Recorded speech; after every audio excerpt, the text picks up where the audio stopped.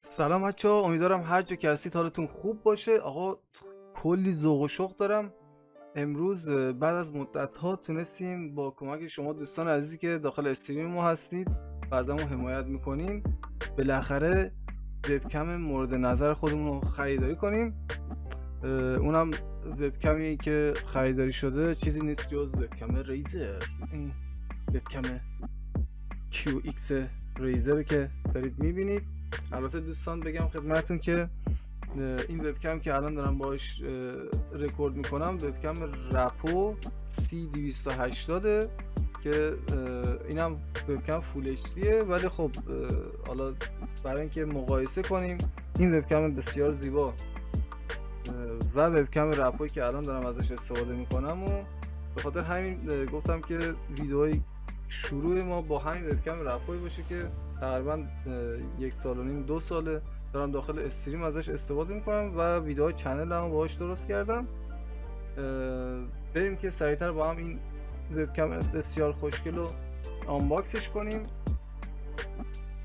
از این وبکم 60 فریمی که دارید میبینید، حالا نمیدونم قشنگ معلوم میشه یا نه، وبکم ریزر QX، وبکم مخصوص استریم و حالا گرفتن ویدیو و این داستانا.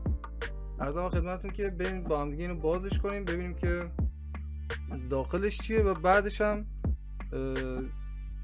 تست همین وبکم رو در ادامه همین ویدیو براتون میذارم. که داخل این باکس زیبایی که طراحی شده چی هست؟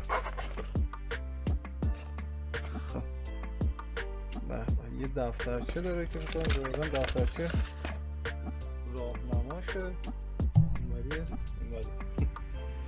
دفترچه راهنماش. بعد ارزم خدمتتون که اینم که نمیدونم چیه، امضا کرده فکر کنم یکی از ریزر برام تقدیر تشکر فرستادم به خاطر این آنباکسینگ جذاب و دیدنی. خب دیگه تو بستش هیچی نیست.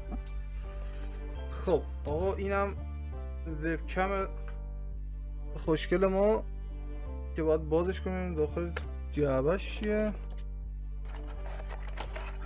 خب بالاخره بعد از تلاش های فراوان این وبکم بسیار زیبا، اینم از این. حالا وبکم داریم میبینید، اینم که کابلش هم که USBه، کابلش جنس کابلش هم عالیه. خب میریم این وبکم رو تستش میکنیم. با همین وبکم میام براتون تست این وبکم رو میذارم. این وبکم QX ریزر رو میذارم باهاش ویدیو میگیرم و دیگه راجبش توضیح میدم ببینم چجوری دیگه. امیدوارم از کیفیتش هم راضی باشیم دیگه. حالا بریم تست کنیم. تعریفش رو که زیاد شنیدم، امیدوارم که کیفیتش واقعا اون چیزی که تو سایت ها نوشته و دوستان گفتم واقعا همونجوری باشه.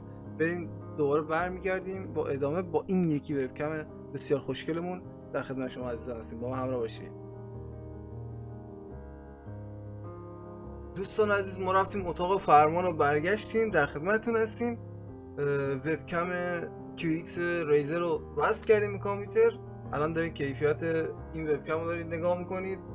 فکر کنم دیگه خودتون فرقش رو کاملا دیگه متوجه شدید. یعنی وبکم C280 رپو این وبکمی بودش که ابتدای ویدیو دیدید. من باش ویدیو رو شروع کردم به خاطر اینکه قشنگ کاملا حس کنید تغییر کیفیت رو.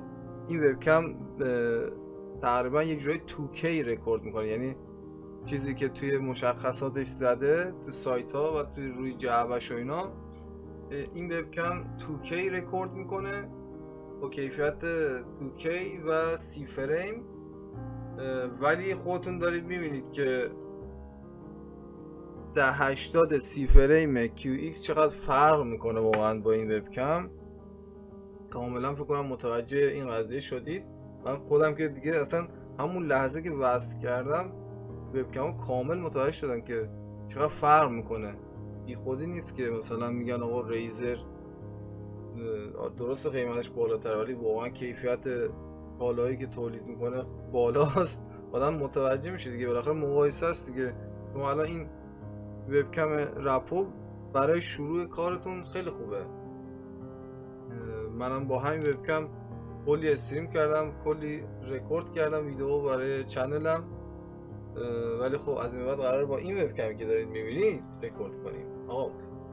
خلاصه اینکه یه توضیح هم بدم راجع به این وبکم که الان این ویدیویی که دارید میبینید 1080 30 فریمه. وبکم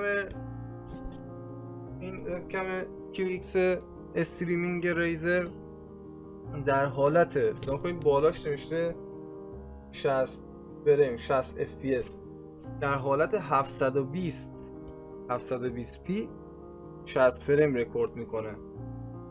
عرضم به خدمتون که تنظیمات وبکم دستکاری نشده، یعنی من تنظیمش کنم و نمیدونم کیفیت رو به اون چیزی که میخوام در بیاریم، نه این همونه، فقط وبکم وصل کردم الان اومدم ویدیو دارم میگیرم.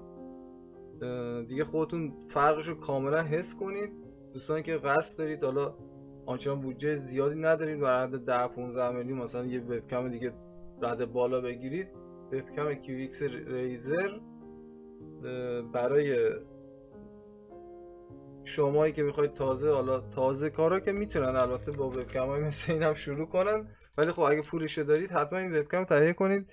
ویدیوهای خیلی با کیفیتی میتونید باش بگیرید و اینکه قیمتش هم تقریبا 4300 الی 4400 اگه اشتباه نکنم.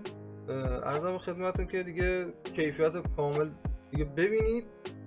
عالی، من که خیلی راضیم بچه‌ها. یعنی کلا دارم جزئیات توی صفحه الان نگاه میکنم، کاملا فرق، واقعا خیلی فرق. نمیدونم چی بگم دیگه.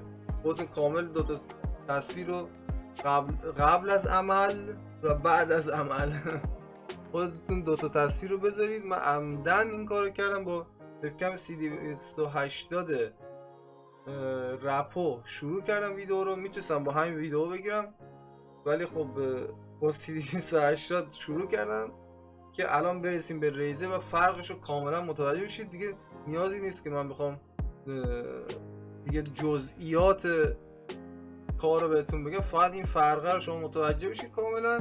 و اینکه این ویدیو رو دارم میگم که تشکر کنم از اونایی که تو استریم همیشه هوای منو داشتن. دمتون گرم واقعا، مرسی که حمایتم کردید. یه دنیا تشکر. امیدوارم که بتونم ویدیوهای خوب، استریم‌های خوب داشته باشیم در آینده که بشه جبران کرد این لطفی که داشتید و واقعا دمتون گرم. خیلی خیلی بهم حال دادید. ان شاءالله که بتونیم جبران کنیم دیگه. خیلی دوستتون دارم. دمتون گرم. مرسی که ازم حمایت کردید. تا دیداری دوباره همگی شما رو به خدای بزرگ میسپارم. خدا نگهدار.